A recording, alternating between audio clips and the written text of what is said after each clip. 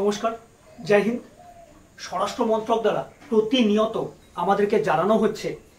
যখনই আমরা over the phone কাউকে কল করছি তখনই কিন্তু মোবাইলে আমাদেরকে অ্যালার্ট মেসেজ দেওয়া হচ্ছে যে এনসিবি, সিবিআই, আরবিআই বা any other law enforcement agencies as well as state and union territory police, তো এনারা নিজেদেরকে এই পরিচয় দিয়ে আমাদেরকে কল করে আমাদেরকে বিভিন্ন ভিডিও কল, ভিডিও মেসেজ বা আমাদেরকে বিভিন্ন ভিডিও ফুটেজ বা ওভার দ্য কল আমাদেরকে ফোন করে তারা যদি বলে কোনো ইনফরমেশন দেওয়ার চেষ্টা করে বা কোনো ইনফরমেশন নেওয়ার চেষ্টা করে, তো তখন কি করতে হবে? আমাদেরকে সাবধান থাকতে হবে। কেন সাবধান থাকতে হবে এবং বেসিক্যালি এনারা কিভাবে এই সাইবার ক্রাইমটা করছে। তো রিলেটেড বর্তমান দিনে এই যে সাইবার ক্রাইম, এই সাইবার ক্রাইমের মাধ্যমে আমরা প্রতিনিয়ত কেউ না কেউ আমরা কিন্তু ঠকে যাচ্ছি। কিভাবে আমাদেরকে ঠকানো হচ্ছে না, হঠাৎ করে কোনো একজন ব্যক্তি আপনাকে স্কাইপ বা হোয়াটসঅ্যাপে আপনাকে হোয়াটসঅ্যাপ কল করতে পারে বা হোয়াটসঅ্যাপে আপনার নাম্বারে কোনো ভিডিও ফুটেজ পাঠাতে পারে বা আপনাকে কল করে বলা হলো যে আপনি কোনো যেমন illegal goods, drugs, fake passport or any other contraband items, that means কোনো ইললিগাল আইটেমস যখন কেউ এক জায়গা থেকে আরেক জায়গায় ক্যারি করে, তো কোনো এজেন্সির মাধ্যমে নিজেকে সেই এজেন্সির কর্তা বা অফিসিয়াল বলে এনসিবি, সিবিআই, আরবিআই বা any other law enforcement agencies এবং তারা নিজেদেরকে পুলিশ বলেও পরিচিতি দিতে পারে, স্টেট বা ইউনিয়ন টেরিটরি মানে সেন্ট্রাল পুলিশ, সেন্ট্রাল কোনো এজেন্সি, কোনো র এজেন্সি, হ্যাঁ। তো এই সমস্ত এজেন্সির অফিসিয়াল নিজেকে পরিচয় দিয়ে আপনাকে বলতে পারে যে আপনি এই কাজের সাথে যুক্ত, আপনি কোনো কন্ট্রাব্যান্ড আইটেম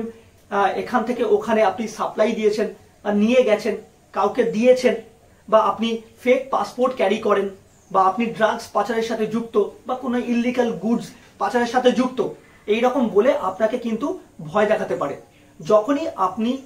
তার কলে তার কথা শুনে যখন আপনি ভয় পেয়ে যাবেন, তারা কিন্তু তখন সেই কেসটাকে সেটেলমেন্ট করার জন্য আপনার কাছে কিন্তু টাকা ডিমান্ড করতে পারে।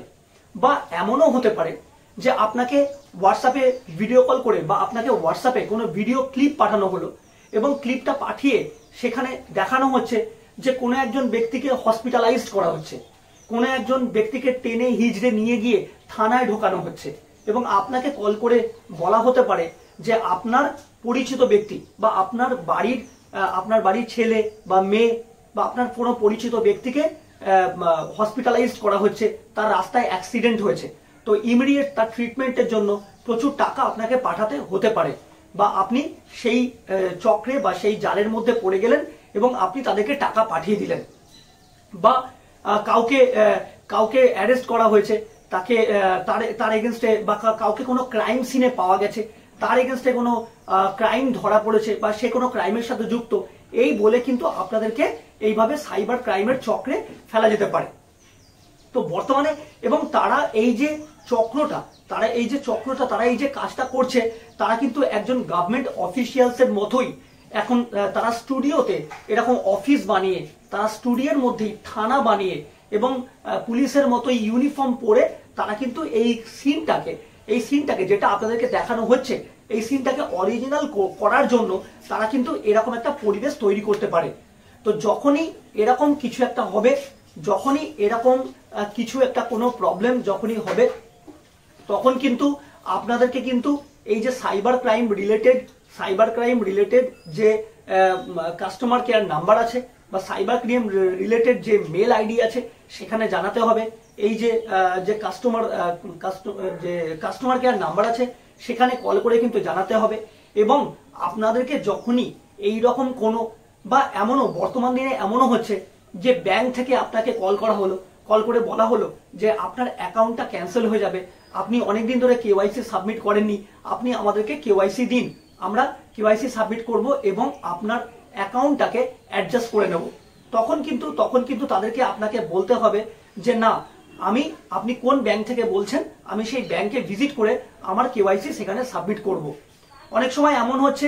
যে আপনাকে ওভার দ্য ফোন করা হলো যে আপনার মোবাইল ফোনের এই যে এয়ারটেল নাম্বারটি বা ভোডাফোন নাম্বারটি ক্যান্সেল হয়ে যাবে, এক্ষুনি আমরা আপনাকে একটা কিউআর পাঠাচ্ছি, আপনি সেখানে 1 টাকা পাঠান, তাহলে আমরা আপনার ফোন নাম্বারটা অ্যাডজাস্ট করে নেব। যখনই আপনি সেই কিউআর স্ক্যান করে 1 টাকা পাঠাবেন, তখন কিন্তু অটোমেটিক্যালি দেখবেন আপনার ফোন থেকে, আপনার অ্যাকাউন্ট থেকে সমস্ত টাকা কিন্তু অন্য অ্যাকাউন্টে ডিসবার্স হয়ে গেছে। তো এই যে ধরনের সমস্যাগুলো, এবং নিজেকে কোনো এজেন্সি, কোনো পুলিশ অফিসিয়ালস, কোনো ইউনিয়ন টেরিটরি পুলিশ বা এনি আদার এজেন্সিজের পরিচয় দিয়ে যখনই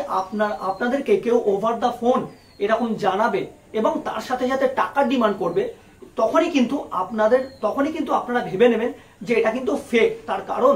কোনোদিন কোনো সরকারি আধিকারিক, কোনোদিন কোনো সরকারি অফিসিয়ালস কিন্তু আপনাদেরকে ফোন করে ওভার দ্য ফোন কোনো ইনফরমেশন চাইবে না, বা ওভার দ্য ফোন আপনাদেরকে কিন্তু মানি ডিমান্ড করবে না।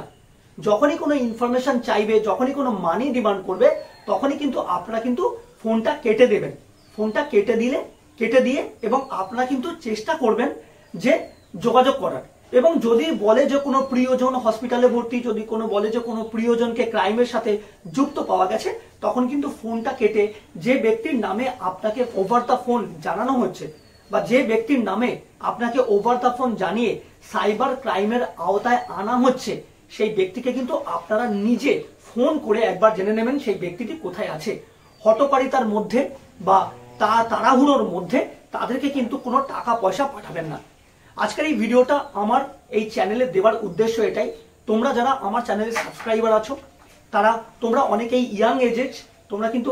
প্রত্যেকেই প্রায় ইয়াং এজড, তা তোমরা এই বিষয়গুলো জানো, কিন্তু তোমাদের বাড়িতে যে সিনিয়র বাবা মা যারা রয়েছেন বা তোমাদের আত্মীয় স্বজন যারা সিনিয়র রয়েছেন, তারা এতটা অবগত নয়, তাদেরকে কিন্তু তোমরা এটা কিন্তু